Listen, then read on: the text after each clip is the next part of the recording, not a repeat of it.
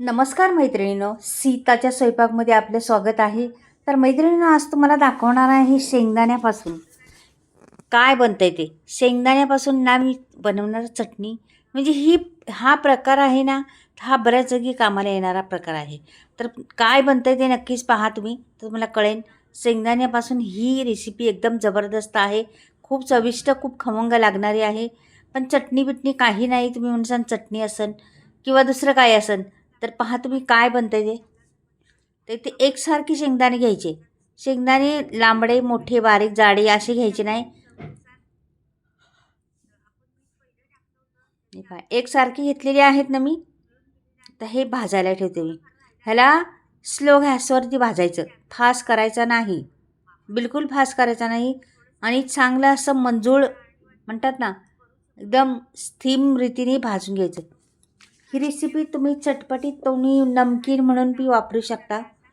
तुम्ही तोंडी लावण्यासाठी बी वापरू शकता किंवा तुम्ही असं 4 वाजेच्या नाश्त्यासाठी बी वापरू शकता किंवा आणखीन काही बऱ्याच ठिकाणी कुठे गेला तुम्ही बाहेर, तर तिथे वापरू शकता. समजा भूक लागली, तोंडात टाकायचं काहीतरी, तर तरी पण ही वापरू शकता. म्हणजे काही पण करू शकता या रेसिपीमध्ये. एवढी अप्रतिम आहे, एवढी चविष्ट आहे. पहा तुम्ही नक्कीच व्हिडिओ पाहिला तर कळेल तुम्हाला. आणि झटपट होणारी पण आहे. तर मी हे ना स्लो गॅसवरच भाजायचं, त्याला फास्ट करायचं नाही बिलकुल. त्याला जेवढं स्लो असेल तेवढं फक्त त्याच्यावर डाग नाही पडले पाहिजे, त्याची साल निघाली पाहिजे, एवढंपर्यंत भाजायचं आपल्याला. जास्त भाजायचं नाही. आता ते होतच आलेलं आहे बऱ्यापैकी. आता मी स्लो ठेवल्या म्हणून, नाही तर फास्टमध्ये पटकन कधी झालं असतं, मग त्याच्यावर डागबीग पडले असते. हे बघा आता निघत आलेलं आहे, साली निघायला लागल्या आहे. म्हणून आता ही अशी ठेवायची. आता हे बघा, त्याचे आपाप समजतं का आता साल निघणार आहे का, ते शेंगदाणे येत ना ते फुटतात. हे बघा किती सहज निघतात साली. तर हे पुरे करणार आहे मी.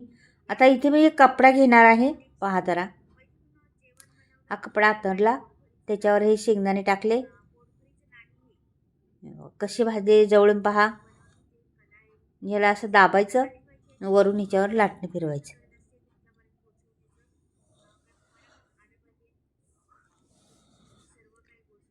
लाटणं घेते हे पहा. म्हणजे काय होतं, फुटणार तर नाही आपले शेंगदाणे आणि साल पण निघणार. झाले तरी अर्धे अर्धीच होणार, जास्त होणार नाही.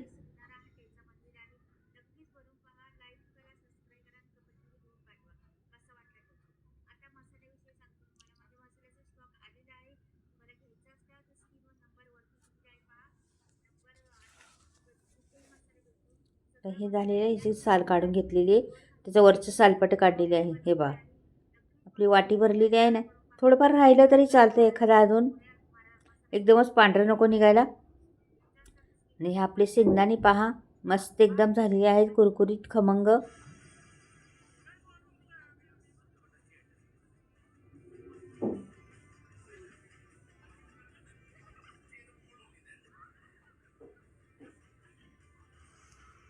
पहा आता परत तेल ठुलेलं आहे पळीवर तेल टाकते मी आता. एवढी एक पळीभर तेल पुरेसे आहे आपल्याला, छोटीशी पळी आहे.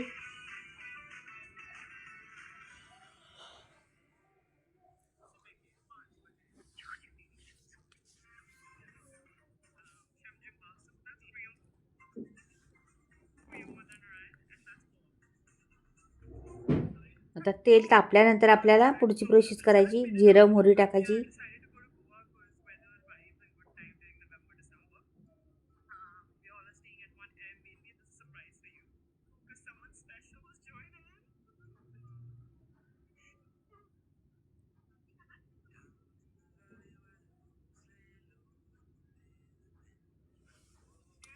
तर इथे मी लसूण टाकलेलं आहे आणि मिरच्या चिरून टाकलेल्या आहे. सफेद तीळ पण टाकलेले आहे फोडणीसाठी. जिरं मोहरी आणि सफेद तीळ, कोथिंबीर टाकली आहे भरपूर सारी पहा.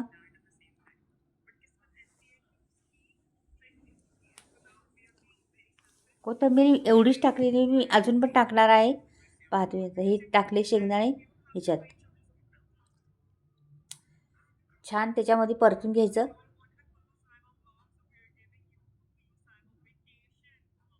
अख्खे किंवा अर्धे एवढाच प्रकार आहे शेंगदाण्याचा.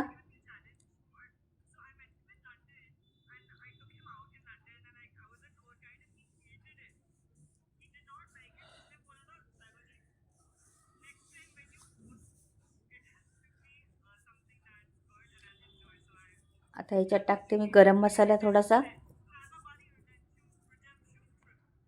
हळद थोडं चिटकीवर जास्त नाही, अर्धा चमचा लाल तिखट,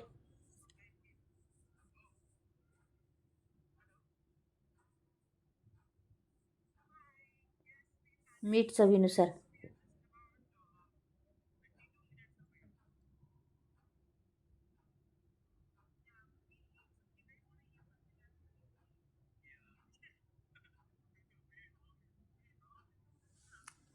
छान परतून घ्यायचं त्याच्यामध्ये.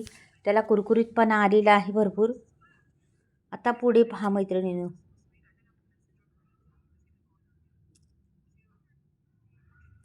कोथिंबीर भरपूर सारी टाकून द्यायची.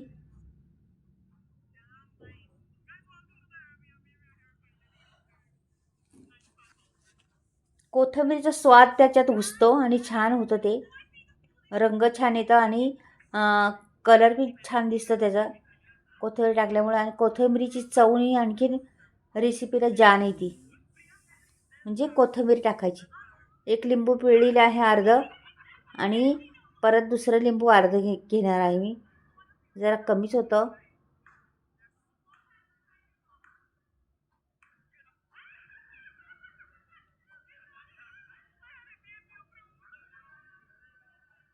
हे पहा लिंबू पिळते.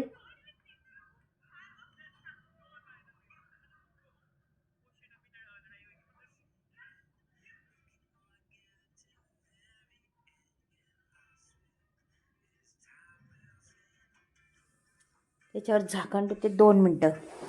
बारीक गॅस करायचं, झाकण ठेवायचं, परत एकदा हलवायचं, परत झाकण ठेवायचं. 1 मिनिटभर पहिलं ठेवलं होतं, आता परत 1 मिनिटभर ठेवायचं.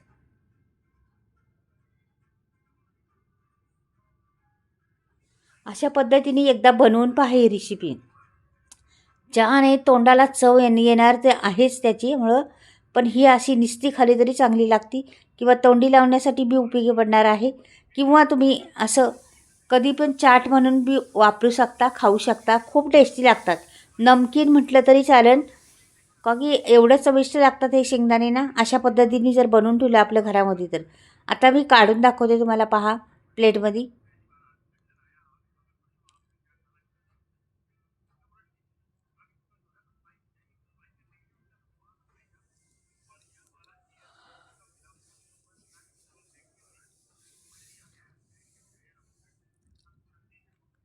हे पहा चविष्ट किती रंग छान दिसतो त्याचा.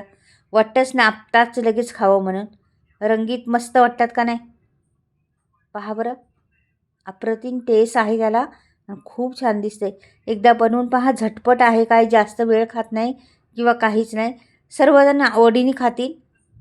कधीही खाऊ, जेवणाबरोबरही खाऊ शकता, असं चाट बनवूनसुद्धा खाऊ शकता. एवढं मस्त. पहा बरं रंग. तर मैत्रिणी आवडली तर नक्कीच लाईक करा, सबस्क्राईब करा आणि कमेंटमध्ये लिहून पाठवा ही चटपटीत चाट कसा वाटला तुम्हाला. आवडला का चाट? चाट म्हणा किंवा चटणी म्हटलं तरी चालेल, दोन्ही कुठलंही म्हटलं तरी चालेल. आता तुम्हाला मसाल्याविषयी पुढे सांगणार आहे मी. तर माझा मसाल्याचं स्टॉक आलेला आहे. हे माझे मसाले मी चुलीवर भाजते, संपूर्ण गावाकडे बनवते. आणि हे सर्व बिना केमिकलचे आहेत.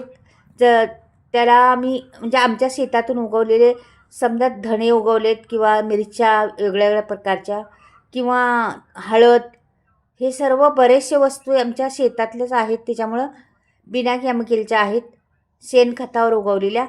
आणि ह्या सर्व भाजून घेते मी. सर्व मसाला चुलीवर भाजलेला आहे आणि डंकावर कुटलेला आहे, दळलेला नाही मैत्रिणींनो. दळून केलेला नाही, कुटून केलेला आहे. त्याच्यामुळे थोडंसं जाडसरपणा असतं त्याच्यामध्ये, पण मसाला खूप चविष्ट असतो, खूप छान असतो. आणि हे गरम मसाले मी 18 ते 19 गरम मसाले वापरलेले आहेत त्याला. त्याच्यामुळं हाय तेवढे बाजारात जेवढे भेटतात तेवढे गरम मसाले वापरलेले आहेत, पण हाय क्वालिटीचे गरम मसाले आहेत. त्याच्यामुळं स्वाद एवढा मसाल्यांना आहे जबरदस्त. पहा बरं किती छान दिसतात पण आणि रंगही छान दिसते त्या मसाल्यांना. तर मैत्रिणींनो, तुम्हाला जर आवडले हे मसाले तर नक्कीच स्क्रीन नंबर दिलेले आहे वरती पहा. 2 नंबर आहेत, त्यातला कुठलाही लावला तर तुमचं येणार आणि घरपोच फ्री डिलिव्हरी भेटणार तुम्हाला. जराही शिल्प नाही, घरी आल्यावर पैसे दिले तरी चालतात, काही प्रॉब्लेम नाही. आणि कुठेही मसाला घेऊ शकता, पुऱ्या महाराष्ट्राभर, महाराष्ट्राच्या बाहेर जातो आहे मसाला पुऱ्या इंडियामध्ये. तर आवडलं तर नक्कीच घ्या मसाला. माझी हे नमकीन कसे झाले ते नक्कीच कळवा. बाय.